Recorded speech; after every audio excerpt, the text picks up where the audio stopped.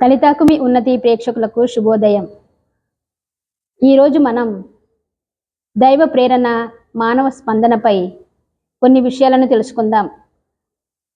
Bible గ్రంథంలో చూసినట్లయితే యెషయా గ్రంథం 43వ అధ్యాయం వచనములు 2 నుండి 3 వరకు.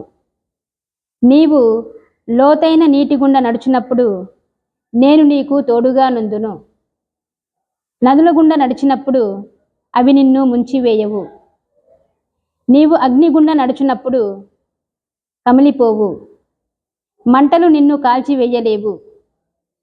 నేను ప్రభువునైనా నీ దేవుడను, ఇశ్రాయేలు పవిత్ర దేవుడను, నిన్ను రక్షించువాడను.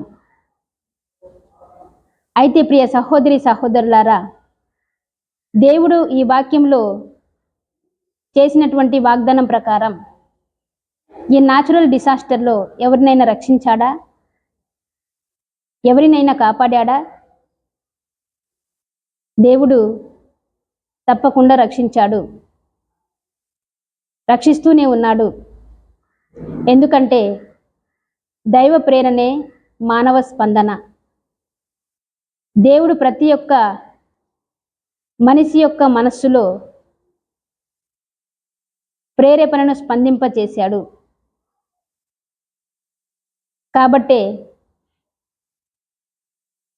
గవర్నమెంట్ ద్వారా మరియు వ్యక్తిగతంగా అనేక కుటుంబాల ద్వారా సేవలు అందించబడ్డాయి. నీటిలో ఉండిపోయినటువంటి గృహాల్లో ఉన్నవారికి కొంతమంది ఫుడ్ సహకారాన్ని అందించినప్పుడు, కొంతమంది వాటర్ సప్లై చేయడం, స్నాక్స్ ఇవ్వడం, ఫ్రూట్స్ ఇవ్వడం, పాలు, పెరుగు మొదలగున్నవి ప్రతి ఒక్కటి అందించబడ్డాయి. ఇది కేవలము తనంతట తాను మనిషి ముందుకు సాగే పని కాదు. దైవ ప్రేరేపణల ఉన్నప్పుడే దానికి మనిషి స్పందిస్తాడు.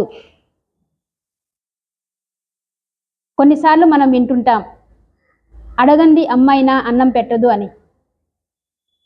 కానీ ప్రియ సహోదరి సహోదరులారా, మన దేవుడు అడగకపోయినా సరే అవసరాలను బట్టి,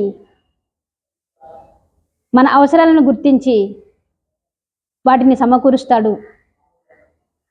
కావలసింది మనకు సమకూరుస్తూ ఉంటాడు.